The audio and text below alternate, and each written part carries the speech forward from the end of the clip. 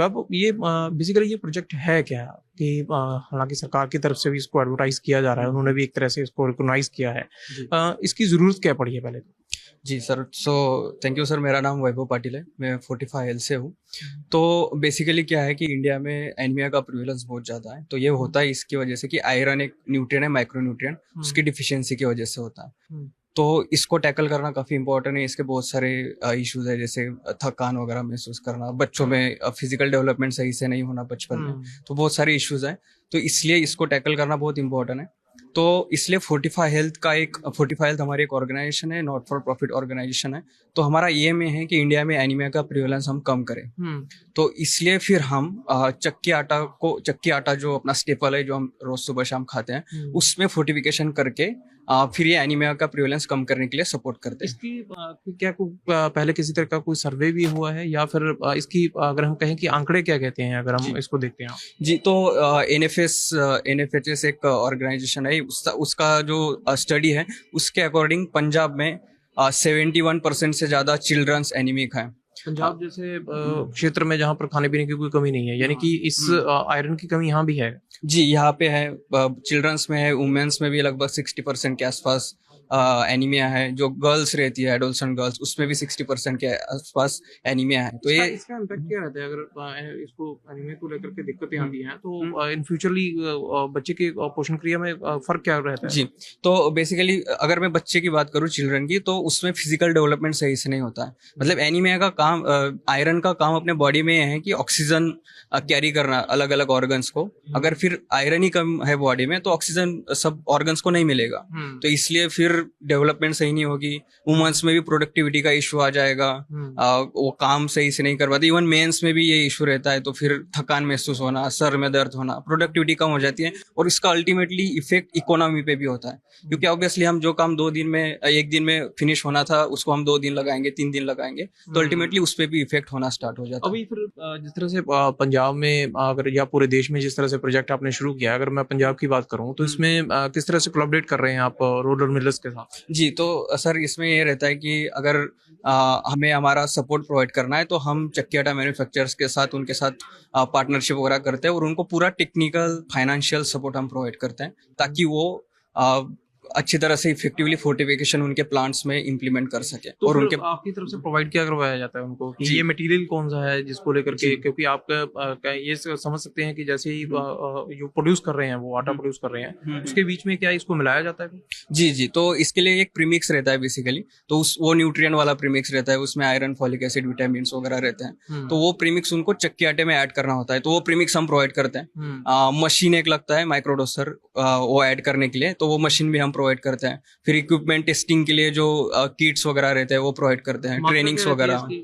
मात्रा सर इसकी अलग अलग रहती है प्रीमिक्स के अकॉर्डिंग। जो हम प्रीमिक्स प्रोवाइड करते हैं, उसकी 200 ग्राम पर मेट्रिक टन, मतलब 1000 केजी में 200 ग्राम हमें वो ऐड करना रहता है। 1000 किलो में यानी कि 200 ग्राम ऐड करना है सिर्फ। तो वो काफी परसेंटेज वाइज काफी कम रहता है। तो वो ऐड करने से फिर वो उसमें वो न्यूट्रिएंट्स का वो न्यूट्रिएंट आ जाते हैं उसमें। यानी कि जो भी फिर उसको आटे को खाएगा, वो उसके जो उनको पौष्टिक तत्व चाहिए वो तमाम पूरे हो जाएंगे। यस, जो आरडीए का लेवल है उसके अकॉर्डिंग जो भी न्यूट्रिएंट हम ऐड करते हैं, एफएसएसआई के स्टैंडर्ड के अकॉर्डिंग ही बेसिकली, जो मैंने अभी बताया 200 ग्राम 1000 केजी में, तो एफएसएसआई के स्टैंडर्ड के अकॉर्डिंग ही हम ऐड करते हैं। तो जो भी वो खाएगा आटा, जिसपे प्लस सेप लोगो लगा रहेगा पैकेट पे, अगर वो आटा खाएगा तो उनको वो न्यूट्रिएंट्स मिल रहा है। तो बेसिकली उनका एनीमिया का जो प्रिवेलेंस है पॉपुलेशन में, वो धीरे धीरे कम होता जाएगा फिर, अगर वो डेली बेसिस पे खाएं। इसको अडॉप्ट कर रहे हैं सभी रोलर्स, या अभी भी कहीं ना कहीं जागरूकता की कमी है, या बहुत सारे लोग हो सकता है कि वो अपने खर्च बढ़ने को लेकर के इस चीज को इग्नोर कर रहे हो?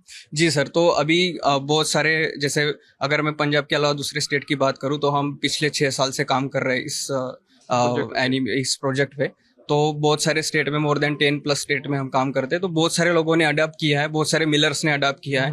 पंजाब में भी काफी अच्छा रिस्पांस हमें मिल रहा है। मैं आभार व्यक्त करना चाहूंगा रोलर फ्लोर मिल एसोसिएशन के और धर्मेंद्र सर, उनके टीम को, कि उन्होंने एक सोशल रिस्पॉन्सिबिलिटी के लिए सबसे पहला एक स्टेप उठाया, और उन्होंने भी अडेप्ट करना स्टार्ट किया। अभी इनिशियल स्टेज में ही है उनका, तो उन्होंने भी स्टार्ट किया है। तो लोग जागरूक हो रहे हैं। पंजाब में अगर कहें तो परसेंटेज के हिसाब से या आंकड़े के हिसाब से कितने लोग हैं जो इसको यूज कर रहे हैं आपके प्रोडक्ट? अभी फिलहाल तो अभी जस्ट स्टार्ट किया है, तो आई थिंक 6 to 7 मिलर्स ऐसे हैं कि उन्होंने अभी स्टार्ट किया है। और अभी धीरे धीरे, क्योंकि हमने अभी पिछले कुछ से 4-5 महीने पहले ही स्टार्ट किया है पंजाब में वर्क, तो अभी धीरे धीरे हम बहुत सारे मिलर्स को मिल रहे हैं। हमारी टीम है मनीष और संकेत, ये पोटेंशियल मिल्स जो रहते हैं, मिल पार्टनर्स है, उनके साथ मिलके उनको कन्विंस करते हैं, उनको इंकरेज करते हैं स्टार्ट करने के लिए। फिर मिलर्स के ऊपर भी किसी तरह का कोई फाइनेंशियली बर्डन है इसमें या नहीं है? जी नहीं सर, इसमें फाइनेंशियल बर्डन कोई भी नहीं है, पूरा फाइनेंशियल सपोर्ट हम देते हैं। बेसिकली फाइनेंशियल चीजें यही लगती है, प्रीमिक्स मशीन तो वो पूरा हम प्रोवाइड कर देते हैं। ट्रेनिंग्स वगैरह टेक्निकल सपोर्ट के लिए हमारे पास एक स्पेशल टेक्निकल टीम भी है, तो वो टेक्निकल सपोर्ट भी उनको मिल जाता है, तो ऐसा कोई बर्डन नहीं है। एक वन टाइम ये कहें इन्वेस्टमेंट है जो मशीन को लेकर के है, और बाकी जो मटेरियल है वो आपकी तरफ से प्रोवाइड करवा। हाँ, इवन मशीन भी हम ही दे रहे हैं, तो इन्वेस्टमेंट के इसमें उनकी कोई भी लाइक ऐसा फाइनेंशियल इन्वेस्टमेंट कोई भी नहीं है, सिर्फ इंटरेस्ट दिखाना है, जस्ट इंटरेस्ट उनको दिखाना है और उनका खुद का जो ब्रांड है उसमें उनको प्रोडक्शन करना है, फोर्टिफिकेशन करना है। तो फिर इसका मतलब कि लोगों को भी अवेयर होना होगा कि अगर F+ साइन के साथ में कोई चीज खरीदते हैं तो ज्यादा से ज्यादा फिर बाकी लोगों के ऊपर भी ये इंटरेस्ट जागेगा कि हम भी ऐसा बनाएं।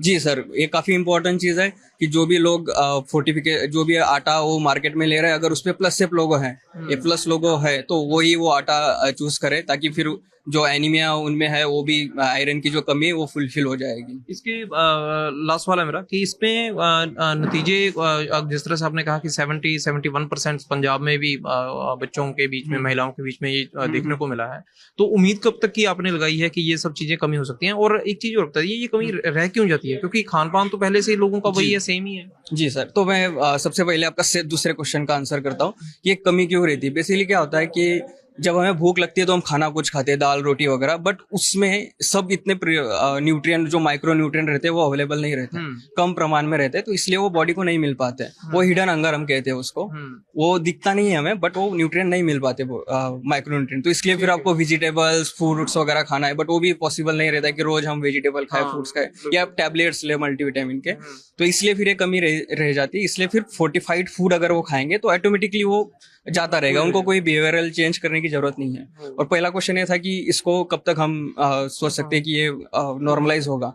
तो बेसिकली ये नॉर्मलाइज करना काफी लंबी प्रोसीजर है, अब काफी लंबा टाइम लगता है। कनाडा में उन्होंने 100 ईयर्स पहले स्टार्ट किया था, तो अब जाके कहा उनका प्रिवेलेंस कम हुआ है, तो इसको टाइम लगता है, बहुत टाइम लगता है। तो कंसिस्टेंटली अगर हम फोर्टिफाइड फूड खाते रहें तो धीरे धीरे इफेक्ट होना स्टार्ट हो जाता है। ਚਲੋ ਬਹੁਤ ਬਹੁਤ ਧੰਨਵਾਦ। ਤੇ ਬਿਲਕੁਲ ਤੁਸੀਂ ਦੇਖੋ ਕਿ ਇਹ ਚੀਜ਼ਾਂ ਸ਼ਾਇਦ ਆਮ ਤੌਰ ਤੇ ਜਦੋਂ ਅਸੀਂ ਖਾਣ ਪਾਣ ਦੀ ਗੱਲ ਕਰਦੇ ਹਾਂ ਉਸ ਸਮੇਂ ਦੇ ਦੌਰਾਨ ਸ਼ਾਇਦ ਕੋਈ ਸੋਚਦਾ ਹੀ ਨਹੀਂ ਹੋਊਗਾ, ਜਿਵੇਂ ਕਿ ਇਹਨਾਂ ਨੇ ਦੱਸਿਆ ਵੀ ਇਹ ਉਹ ਹਿਡਨ ਇੱਕ ਭੁੱਖ ਹੈ ਜਿਹੜੀ ਸ਼ਾਇਦ ਸਾਨੂੰ ਪਤਾ ਵੀ ਨਹੀਂ ਲੱਗਦੀ ਤੇ ਨਾ ਹੀ ਸਾਨੂੰ ਮਹਿਸੂਸ ਹੁੰਦੀ ਹੈ।